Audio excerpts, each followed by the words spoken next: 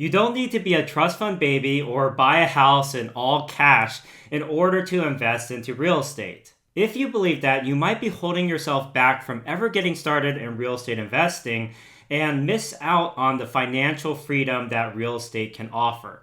But let me warn you that underestimating your budget can also not be great, because if you owe more money than you have available, that could ruin your investment and you might have to start all over.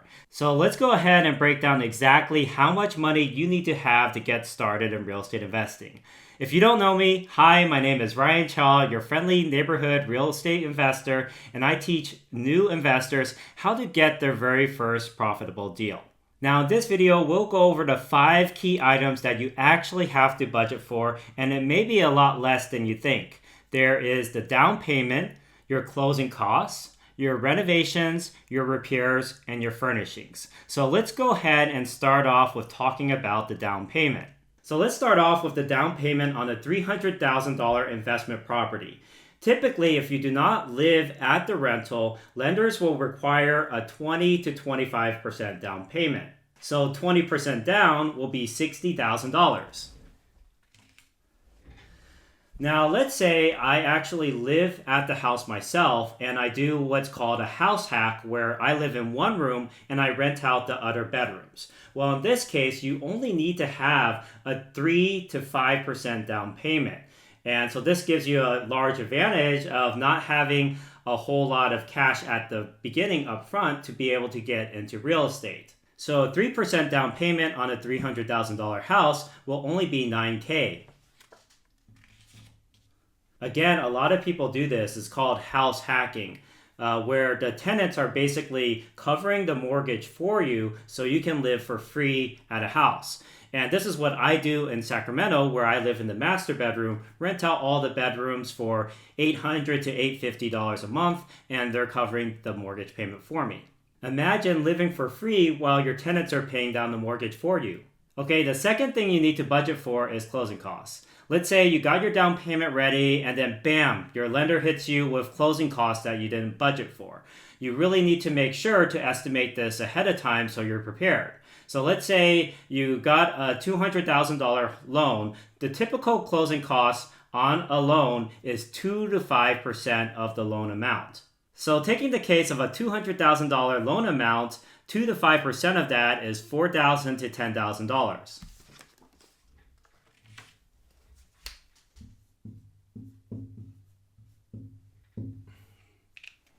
So you can see that here. Typically, what you will want to do is have the seller pay for the closing costs if possible. A lot of times what you do is inspections on your property. And when things come up on the inspections that you have to make repairs for, let's say it's something that you don't have to repair now, but you have to repair in 5 years, you still ask the seller to give you funds for those repairs. And a lot of times you can have those funds to be paid towards your closing costs to cover your closing costs as seller credit. And what I do is I really spend some time, or have my agent spend some time, negotiating with the seller so that they can cover 50% or maybe even 100% of my closing costs. All right, now the next element you need to budget for is renovations. So let me put that up on the board now. 2 of the most common renovations that I do on my property is adding bedrooms and adding in new flooring. So typically adding new bedrooms costs anywhere from $1,500 to $2,500 per bedroom. And the typical cost for putting in new flooring is $4 to $6 per square foot if you're using luxury vinyl plank flooring, also known as LVP. Typically, this flooring is very great because it's tenant proof, it's waterproof, it lasts for a very long time. So that's, again, $4 to $6 per square foot that you want to budget for. Let's say you have 1,000 square foot of flooring you want to replace. That means it might cost $4,000 to $6,000 to replace that flooring. So make sure during the home walkthrough that you take notes and figure out, hey, what type of renovations am I going to do? Am I going to put in new flooring? Am I going to add bedrooms? For me, adding those bedrooms is almost always worth it because I rent out by the bedroom, and every bedroom that I can add is an additional $600 to $700 per month that I can be getting in rental income and cash flow. Now, the fourth thing you'll want to budget for is repairs. Now, to find out if the house needs repairs, typically you'll do a home inspection. You might do an extra plumbing inspection, roof inspection, electrical inspection, HVAC inspection, and all these inspections will come out with what's wrong with the property. And what I have is I get a general contractor to go in there and estimate how much it will cost to repair that item. Now, again, the item may or may not need to be repaired right away, but in the next 3 to 5 years or something like this, and I will have that general contractor give me the budget for that so that I can go to the seller and ask them to cover for those repairs. So if you do this right, you essentially come very little out of pocket for the repairs. A lot of times during the negotiation phase, you can have the seller put money into escrow to be dispersed directly to your general contractor at closing to make those repairs. Now, the fifth and final item you should budget for is furnishings. Typically, this is $5,000 to $8,000. A lot of times, though, you can save money on furnishings by buying used furniture from Facebook Marketplace, which is usually still in decent condition. You could also buy new items, but that are kind of cost efficient from Amazon, Walmart, and Target, which is where I usually get my items. You can also save a lot of money by going to your local thrift stores and finding furniture that way as well. All right, now let's go ahead and put it all together and analyze how much we should budget for buying a $300,000 property. All right, so for this $300,000 house, we have to estimate what's the down payment gonna be, what's the closing costs, what's the renovations, the repairs, and the furnishings all going to cost. Now, the down payment is probably the easiest. It's 20% of $300,000, which is $60,000. The next one is the closing cost, which is a little bit tricky because it's based off of the loan amount. Because we put $60,000 down on this property, we have a loan for $240,000. So let me put that up now.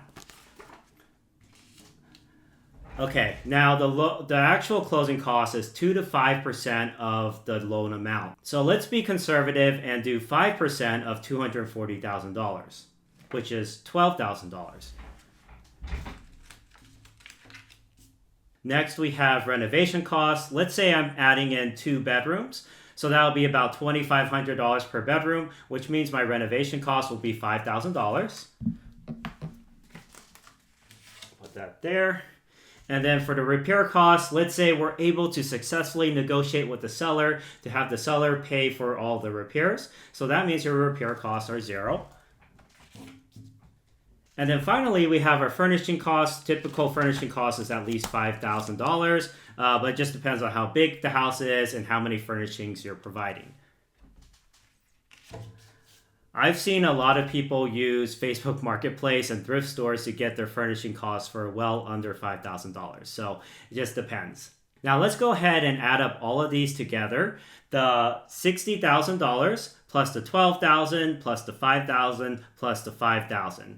The total amount for all of that is $82,000. So you have to budget $82,000 to buy this $300,000 property. Now the good news is you don't have to come out of pocket on all of this necessarily.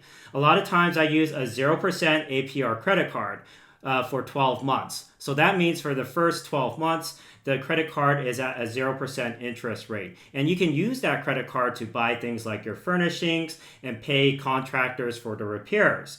And what's cool is you can then bring in some tenants to make that rental income, make that cash flow, and then use that cash flow to pay off that 0% APR credit card over time, which kind of gives you that flexibility. So that's what I would do if I was starting out as a new business and buying my first rental. Hopefully this video was helpful for you guys and you know exactly how much to budget for your first investment property. If you enjoyed it, please don't forget to like and subscribe and share it with your friends so it can reach more people who are really struggling with getting started in real estate investing. Thanks again for watching and I'll see you on next week's video.